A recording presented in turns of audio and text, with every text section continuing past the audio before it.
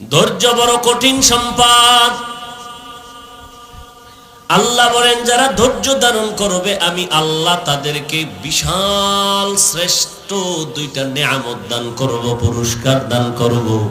একটা দিব দুনিয়ায় আর একটা দিব পরকাল জীবনে। ধৈর্য ধারণ যারা করবে তাদের পুরস্কার দুইটা, একটা দুনিয়ার মধ্যে আর একটা পরকালে।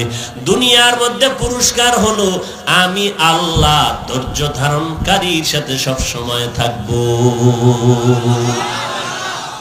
আল্লাহ থাকলে আর কোনো টেনশন আছে? হ্যাঁ, কোনো টেনশন নাই। আল্লাহ আছে এটা বুঝি কেমনে? বিড়ি টানলে বুঝবা, গাঞ্জা খাইলে বুঝবা। ইব্রাহিম রে নমরুদ যখন আগুনের মধ্যে ফেলে দিল, জিবরাইল কানের গোড়ায় মুখ লাগাইয়া কয়, ভাই ইব্রাহিম কোন সহযোগিতার প্রয়োজন আসেনি? বলে না, আমার আল্লাহ তো দেখতেছেন। সাহায্যের যদি প্রয়োজন হয় তোমার দরকার নাই, আমার আল্লাহ আমার জন্য যথেষ্ট। ইব্রাহিমের জ্বলন্ত আগুনের মধ্যে ফালায় দিল। ইব্রাহিম আগুনের মধ্যে বসে আছে, ইব্রাহিমের পশম জ্বলে না। কারণটা কি? বলে ইব্রাহিমের সাথে আছেন আমার আল্লাহ।